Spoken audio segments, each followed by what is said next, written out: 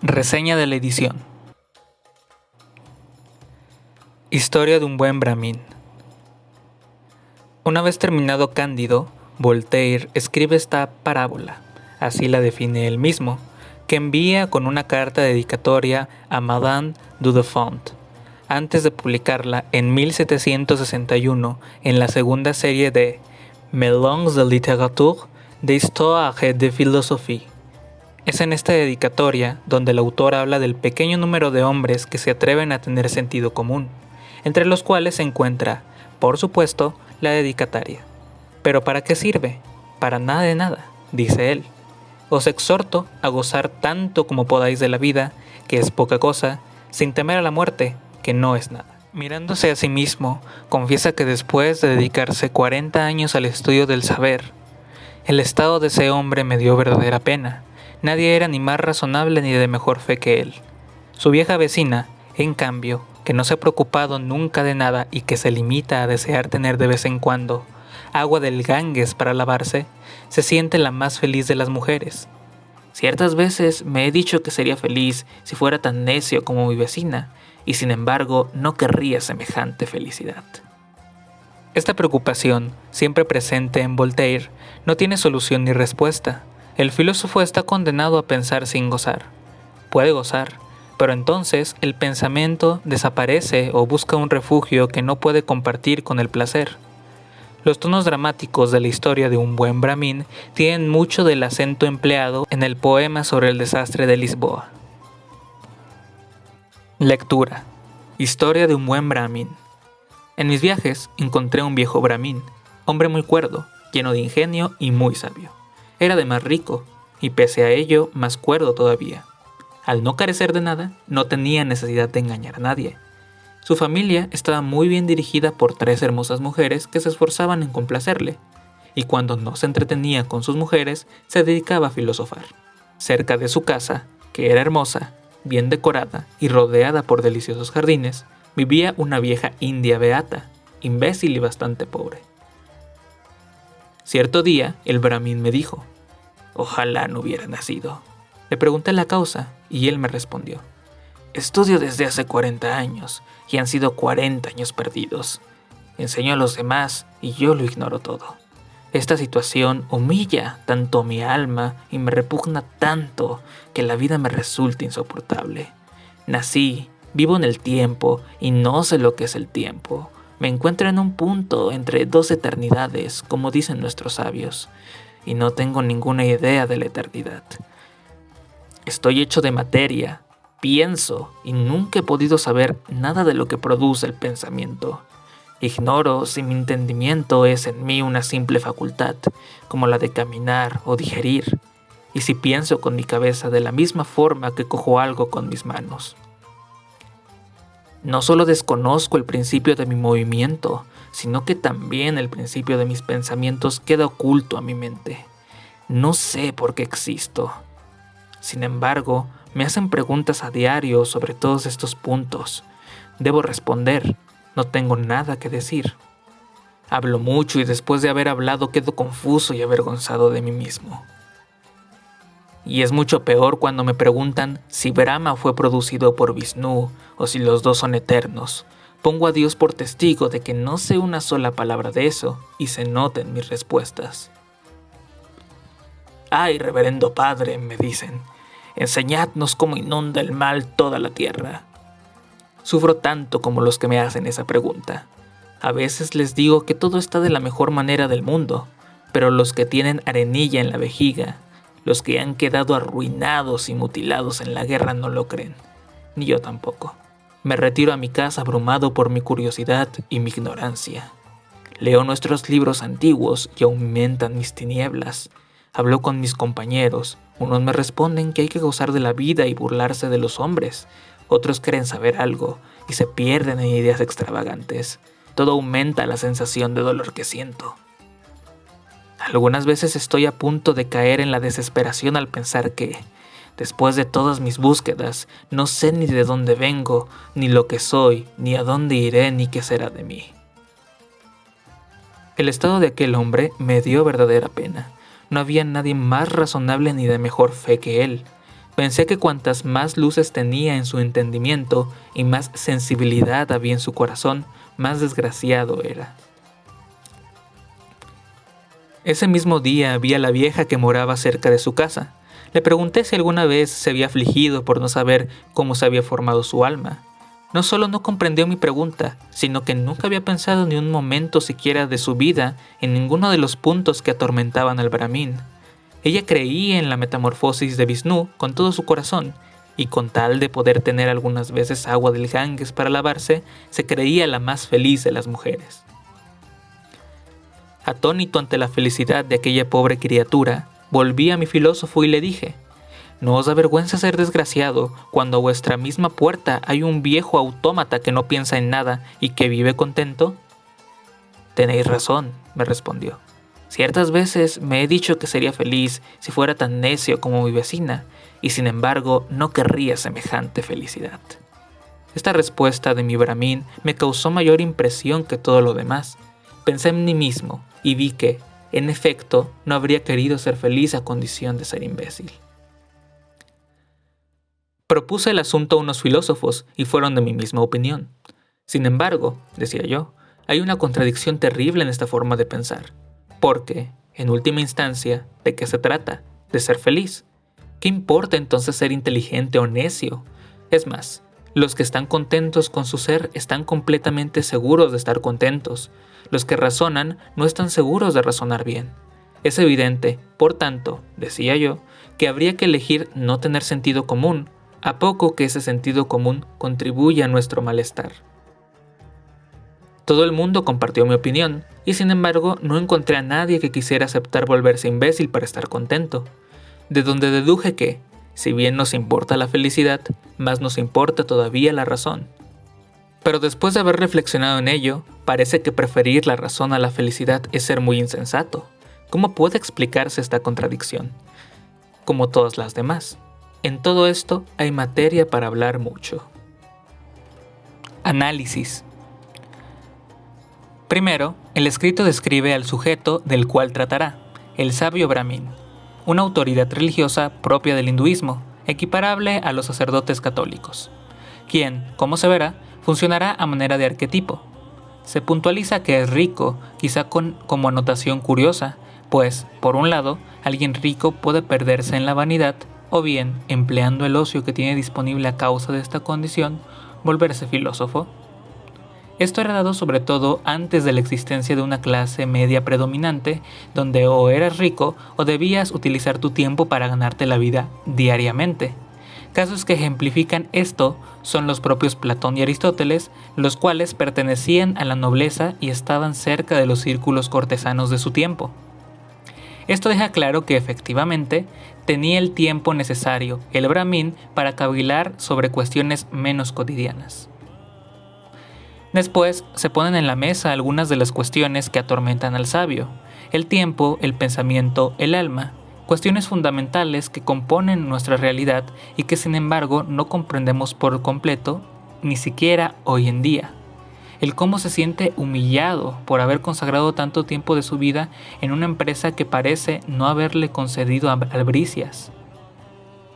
Dice: me encuentro en un punto entre dos eternidades, en clara referencia a la creencia oriental de que el mundo se volvía a crear una y otra vez por siempre, y de la misma forma lo haría hasta la eternidad. En otras palabras, su vida es solamente un punto, que inicia en el momento que nace y termina en el que perece, dado en un instante de una eternidad que tampoco comprende. Los posteriores puntos que enlaza con el pensamiento, con lo que lo produce, todos se refieren al espíritu. Equipara hipotéticamente el entendimiento con algunas facultades, como las capacidades fisiológicas y motrices específicamente, digerir o caminar, cuando claramente no tienen una naturaleza igual, pero lo hace conscientemente, a nivel filosófico que no biológico, donde no tendría por supuesto ningún sentido, sobre si en verdad la razón es nuestra esencia o sencillamente otra de nuestras características, aunque no hasta el punto de postularlo como un epifenómeno. Separa el principio de mi movimiento, motriz presuntamente, en términos biológicos quizá, con el principio de mi pensamiento, el alma, una cuestión filosófica. Cuando dice la fuerte declaración, no sé por qué existo, más que a no tener motivaciones personales o algo similar, se refiere a que desconoce el funcionamiento de aquellos elementos, los cuales hacen posible su existencia.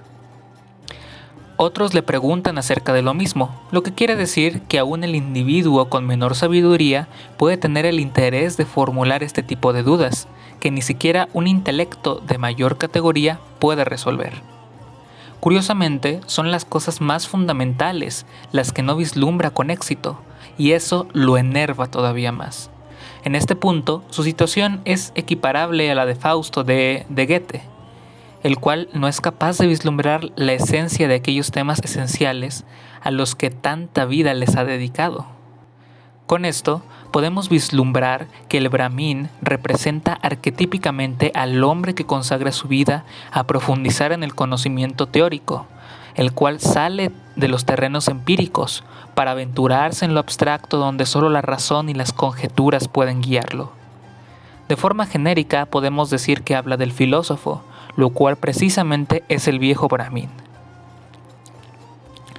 Cuando dice que ante preguntas que no sabe, hablo mucho y después de haber hablado quedo confuso y avergonzado de mí mismo, hace hincapié a aquellos que, tratando de no quedar como papanatas, sueltan una perorata grandilocuente pero sin significado, tan vacuo que ni ellos mismos podrían sostenerle después. De esto exactamente acusaba Schopenhauer a la filosofía de Hegel.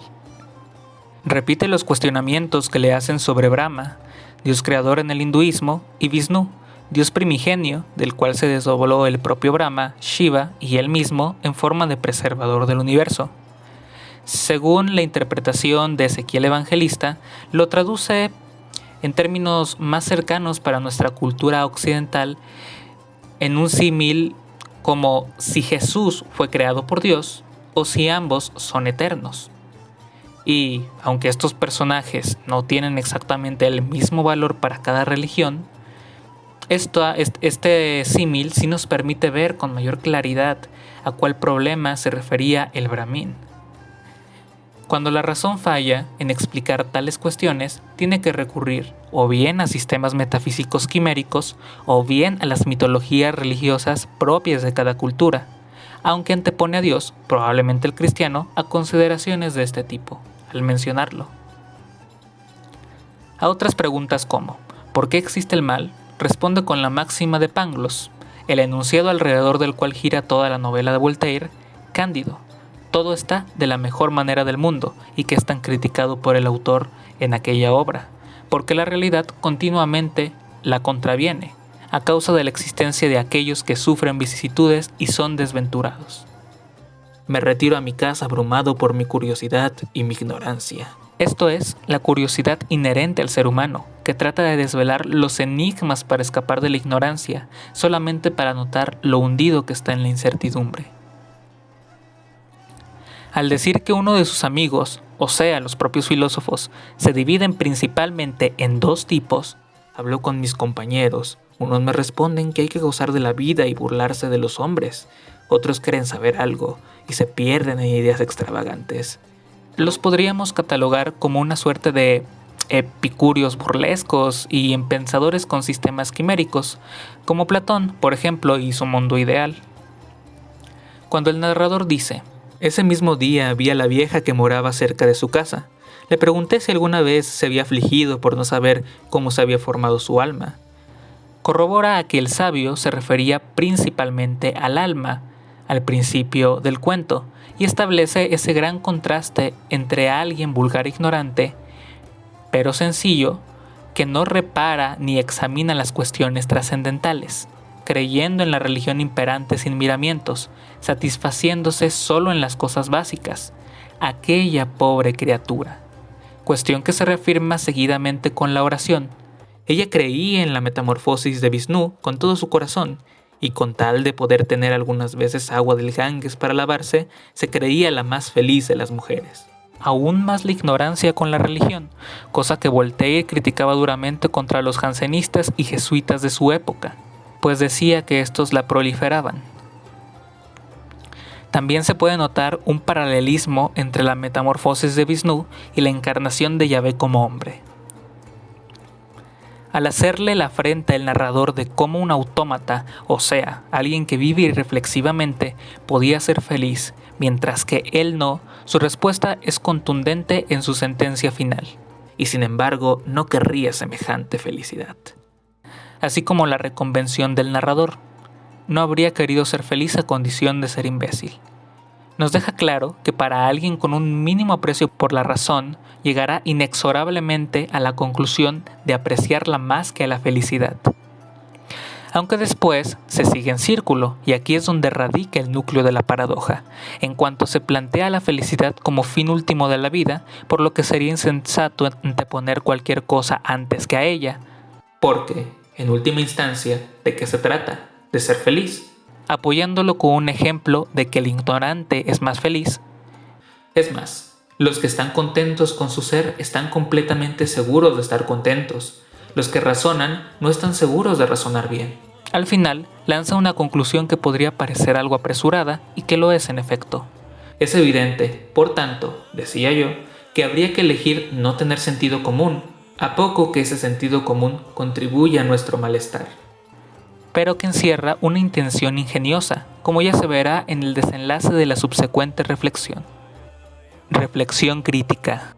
Como ya establecí en el análisis, el Brahmin representa al filósofo, y como se vio en la pequeña reseña incluida en la edición que poseo, pone al propio Voltaire, al filósofo entendido como aquel hombre que ha consagrado su vida a obtener aprendizaje para penetrar en las cuestiones más elevadas y substanciales de la propia realidad, pero que, al verse incapaz incluso de desvelar las que directamente le competen en su existencia, se siente mancillado, impotente, frustrado. Leo nuestros libros antiguos y aumentan mis tinieblas, dice, no dando a entender literalmente que, entre más se instruya uno, más ignorará, lo cual sería absurdo, sino más bien que al poseer más conocimiento, nuestros horizontes se amplían. A través de aprender, nos hacemos conscientes de la magnitud de elementos que componen a los diferentes objetos de estudio, de cuánto ignoramos, y a las cuales no les podemos dar respuesta.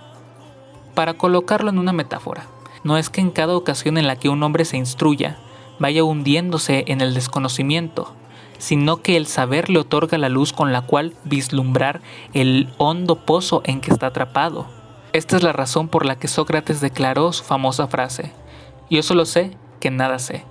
Solo que el Brahmin tiene una reacción sustancialmente distinta a Sócrates en el texto, y esto, como se verá, tiene una razón. Por otro lado, es de fundamental importancia la distinción que se hace entre el ignorante y el filósofo o sabio. Es importante aclarar que con el ignorante no quiere apelar Voltaire a alguien completamente imbécil, aunque con fines ilustrativos para el escrito se refiera a la India así, o al menos si así lo hiciese, estaría incurriendo en una burda generalización, puesto que como afirmaba Galileo, nunca he conocido a nadie tan ignorante que no pueda aprender algo de ella. Toda persona debe poseer algún conocimiento, por más rústico que sea, sobre su oficio, sus vivencias o lo que haya extraído de su experiencia diaria.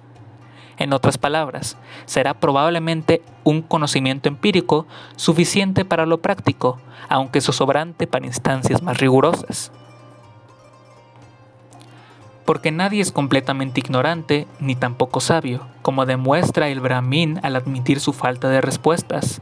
Claro que puede decirse que un individuo tiene un raciocinio más depurado que otro, que es superior en ese aspecto, pero será debido a la suma de sus conocimientos en distintos ámbitos y a sus virtudes, por esas debidas consideraciones junto a su ingenio, que a una llana y apresurada apreciación de ¿es ignorante o es sabio? Por ello, me inclino a pensar que al hacer hincapié en el ignorante, al menos en esta obra, el autor en específico se refiere a todo aquel que no desarrolla los tópicos propios de la filosofía, esto es, a quien no es filósofo. Porque quien no es filósofo vive sin preguntarse acerca de las razones de su propia existencia o la de todo lo demás de manera circunspecta. Vive de forma irreflexiva, como un autómata, repitiendo incesantemente una rutina casi mecánica, sin dejar espacio a reflexiones tan relevantes y necesarias.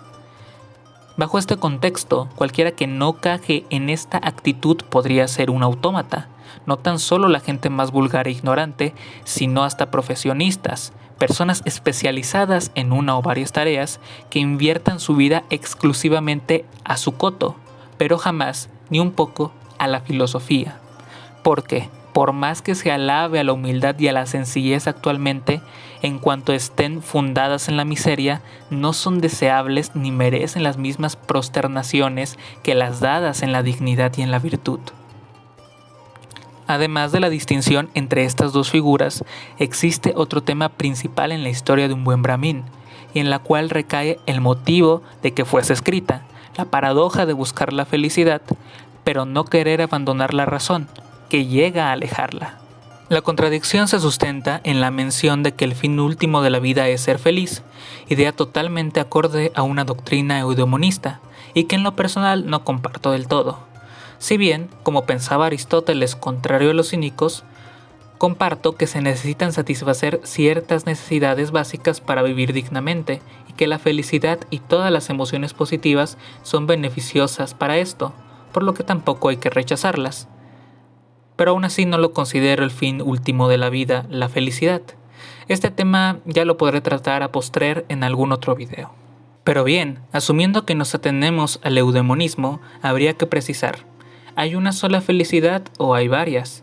¿Se llega a la misma o a otras mediante diferentes medios o solo es posible acceder a ella o a ellas con uno solo? Bueno, además de que en primera instancia ya parece absurdo plantearse la existencia de diferentes felicidades, no tan solo por cómo se escucha, sino que también porque de alguna manera esas felicidades deberían estar separadas para considerarse distintas unas de las otras, pero vinculadas a la vez para que aún sigan siendo felicidades, lo cual solo sucedería mediante la compartición de sus caracteres esenciales, o sea, no serían realmente distintas, sino una misma. Algo más razonable es pensar que la felicidad pudiese adquirir distintos tonos, y en función de estos y por la magnitud del estímulo que la cause, sea de un grado menor o mayor. Claro que no cuantizable, pero sí distinguible por su potencia. Pero estos grados no serían solo perceptibles, sensibles, en cuanto que poseen estos tonos. Y ya sé que los sentimientos no son colores o pinturas. A lo que me refiero, y explicando qué serían estos tonos, diré que son el enfoque con el cual se aborda el sentimiento de la felicidad, el cual le confiere un cariz distinto, una calidad distinta, conforme al enfoque con que estén asociados. Y cuanto más cercano sea este a la felicidad nítida, la verdadera y más alta por ser la original, de mayor categoría será. Esta no sería necesariamente la que más efecto sensible cause en un individuo, aunque debería, en cuanto el individuo sepa o intuye estos detalles, pues cada cual percibe distinto las emociones por condiciones particulares y subjetivas. Siendo así, ¿cuál sería esa máxima expresión de la felicidad? No sería ni la fantasiosa contemplación de las formas de Platón, aunque sí tendría algo que ver con la plena actualización de la potencia de Aristóteles. Sí, ya sé que este video está plagado de conceptos de este tipo, pero ya los explicaré en este mismo canal en su debido momento. Atendiendo a lo ya dicho, lo que aporte la felicidad con más calidad que todas no puede ser verbi gratia, entregarnos al placer carnal, porque los placeres en exceso, al igual que todo vicio, nos hacen sus esclavos, enclaustran nuestra libertad consciente.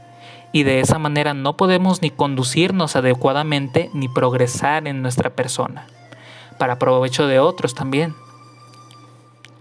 De esto se sigue que la felicidad tiene que ser evidentemente el desarrollo pleno de nuestras facultades, tanto físicas como intelectuales. De no ser así, no llegaríamos lo más cerca que nos sea posible a nuestro límite de perfeccionamiento y no gozaríamos de la felicidad verdadera, en cuanto que ni estaríamos capacitados para producirla, ni tampoco seríamos capaces de sentirla, pues siempre se vería invadida por algún tono, mientras esté supeditada a algo más que a nosotros mismos, a nuestro propio desarrollo o voluntad virtuosa. Viéndose así, desde un postulado tan razonable, inmediatamente el epicureísmo quedaría desechado y cualquier otra doctrina o elección que obstaculizase lo anteriormente descrito también lo haría.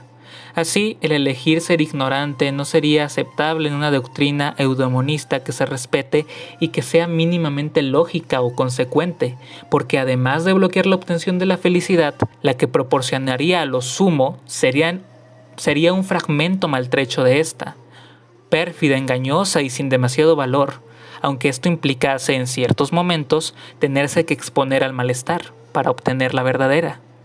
Naturalmente, así se resolvería la paradoja desde los propios terrenos eudemonistas, puesto que lo más sensato sería ahora seguir siempre al conocimiento. Ya saliendo de dicho terreno, por supuesto que el conocimiento puede causarnos cierto malestar, porque, como ya se puntualizó, nos hace capaces de ubicarnos dentro del macrocosmos donde solo somos una minúscula partícula. No nos gusta sentirnos insignificantes, pues más allá de que hiera nuestro ego, nos hace sentir vacíos como individuos y hasta a veces como sociedad. Nos causa angustia. Pero, retomando lo dicho de que los vicios nos hacen sus esclavos, cosa que sí creo, también el perdernos en una emoción es parecido, pues limita nuestra libertad consciente. Perdernos en cualquier emoción. Así, prolongar el pesimismo y aún con más razón al ser algo negativo que nos infringe hasta en instancias biológicas daño con transmisores químicos, es una forma de caer en este esclavismo, por lo que alguien realmente sabio, ya no tan solo en lo tocante al conocimiento, sino a la dimensión que abarca su fuerza emotiva, su inteligencia emocional, sabría hacer lo propio que los estoicos, saber recibir el impacto, domeñarlo y encauzarlo, si no a algo útil, al menos no nocivo. No dejar de sentir, idea errónea que podría interpretarse que pregonan los estoicos, pero que no es así, puesto que la sensibilidad es un componente capital en nosotros, sobre todo en un entorno social y para actividades como la apreciación artística, entre otras. Sencillamente, no permitir que nos domine y que llegue a exagerarse en nuestros comportamientos. Con esto no quiero decir que el Brahmin esté mal planteado o que sea un mal personaje, porque, más allá de que el texto tenga una extensión muy exigua como para valorar detenidamente estos factores, es todo lo contrario. Está bien empleado este exceso, ese dramatismo marcado, pues podemos decir que es un dramatismo en cuanto que llega a desear no haber nacido y cosas semejantes. Porque da la posibilidad de exponer la paradoja e interés del autor. Es un medio para ejemplificar la disyuntiva e incentivar a discurrir en ellas como en este preciso instante. Asimismo, el que establezca contraposiciones tan notorias como el estrato social de la ignorante a el sabio no significa que Voltaire piense que la pobreza o la fe arrastren forzosamente a la ignorancia. Quizá sí que generen una tendencia, pero en esta ocasión es utilizado a modo de recurso denotativo. Porque en otros cuentos, como en El ingenuo o El hombre de los 40 escudos, también de la autoría de Voltaire, calca la creencia de que alguien precario o indómito, con una buena instrucción, puede llegar a convertirse hasta en un filósofo. Como alguno podría objetar avispadamente, a partir de la oración, es más, los que están contentos con su ser están completamente seguros de estar contentos. Los que razonan no están seguros de razonar bien. Que esto es cierto dado que, al provenir la felicidad nítida del individuo y ser captada por él, no existiría si la persona en cuestión no la conoce, comprende o sabe distinguirla, y por lo tanto que su ignorante felicidad sería igual de auténtica que la original. Pero esto no sería del todo así, porque al no cumplirse las circunstancias que configurarían a la felicidad verdadera cuando efectivamente se tuviese el genio de reconocerla, aún no existiendo esta propiamente en ese lapsus de ignorante alborozo, tampoco se estaría produciendo ella misma, la auténtica, ya que su naturaleza sería distinta a pesar de que el ignorante esté seguro de estar feliz sin más, cosa que aunque él perciba cierta, no lo sería en realidad ni tendría por qué serlo. seguiría disfrutando de ese retazo trunco, de lo que podría ser pero que no es, semejante a la solución que ofreció Aristóteles al problema parmenídeo como la potencia, el acto y la forma. Muy probablemente haré un video de estos interesantísimos conceptos también. Así, otra vez, aunque el razonar sea una empresa incierta, es de mayor provecho que permanecer mansamente en lo ignoto. Para finalizar con la reflexión, retomaré el por qué podría ser sumamente ingenioso el diálogo del narrador. Es evidente, por tanto, decía yo, que habría que elegir no tener sentido común, a poco que ese sentido común contribuya a nuestro malestar. Obviamente, nadie que no sea muy ingenuo o iluso abandonaría su sentido común, ya no tanto por el valor intelectual que le confiera, que tampoco sería excesivo, sino por mera supervivencia en una sociedad donde no ser timado es prioritario. Voltaire alaba en su correspondencia a los hombres que se atreven a tener sentido común, usándolo de cumplido, pero a la vez lo desprecia, no propiamente por él mismo, sino por el mundo en donde está presente, mismo en el que poco importa en muchas ocasiones. Esto puede ser un indicio de que al situar la paradoja justamente en un sistema eudemonista, además de para crear deliberadamente la contradicción, fue hecho en un tono burlesco por Voltaire, por la contraposición presente en el escrito y la carta a su destinataria, lo cual no sería nada extraño con su habitual estilo irónico y hasta en ocasiones sarcástico. Además de la inmediata afirmación, de donde deduje que, si bien nos importa la felicidad, más nos importa todavía la razón. Aunque admito que si esto en verdad es así, lo cual no es del todo certero, sería una de las mejores ironías que he visto y que seguramente existen por su sutileza. Conclusión. La historia de un buen brahmin, aunque breve, despierta en el lector avesado una gran curiosidad inicial por la fuerza de sus cuestionamientos, muchos de ellos fundamentales para la propia filosofía. Por esta misma exigua extensión es visible que la intención, y por lo tanto el enfoque con que se analizó, no es propiamente algo narrativo y cuanto mucho poco literario, sino más bien el planteamiento de la paradoja nuclear. Por ello, me concentré más en el desarrollo de las ideas que en la valoración de la calidad literaria, la cual no será la más prominente, pero tampoco ese es su objetivo, sino provocar el departir acerca de ellas. La solución a esta disyuntiva es que, en un sistema donde el fin último es la felicidad, siendo este uno mínimamente decente, como el de Aristóteles, por ejemplo, que no el de Epicuro, la dichosa paradoja se diluye ante la imposibilidad de volverse ignorante, no ya tan solo por condiciones de supervivencia, sino porque atentaría contra la obtención y gozo de la felicidad verdadera. El mensaje que se da al término de la reseña de mi edición. Esta preocupación, siempre presente en Voltaire, no tiene solución ni respuesta. El filósofo está condenado a pensar sin gozar. Puede gozar, pero entonces el pensamiento desaparece o busca un refugio que no puede compartir con el placer. Bajo estos preceptos sería falsa en cuanto afirma que no tiene respuesta, cosa que ya hemos hallado, y, además, errada cuando identifica el gozo con el mero placer. Luego, si realmente lo que hace hincapié es llanamente la imposibilidad de no poder gozar y pensar a la par, esto es debatible en cuestión de cada grado de la felicidad y hasta qué punto pueden coexistir ambos antes de que el sentimiento embriague al sujeto. El placer real sería de una calidad tal que solo lo gozaríamos mientras que, gracias a nuestra entereza cultivada con antelación, no nos volviéramos su esclavo, junto al pensamiento que nos permite comprenderla y ser dignos de sentirle en un primer lugar.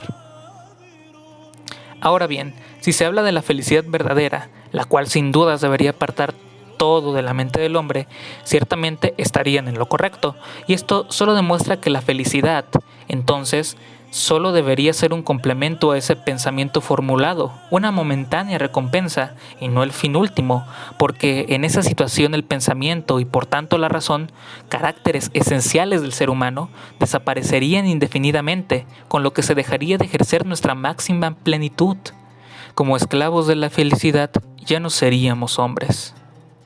Lo más plausible es que los redactores de la reseña no repararan demasiado en esto y lo pusieran como una suerte de anotación poética, simplona sencillamente.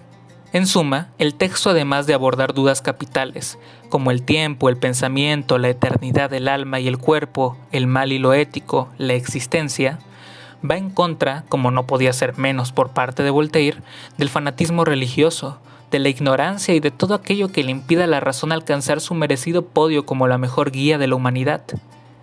Emplea sus recursos, más que para lograr un efecto literario o artístico, en despertar en el lector un deseo de intérprete, de transductor, cometido el cual cumple de maravilla con el final aporético o abierto que invita a plantear soluciones.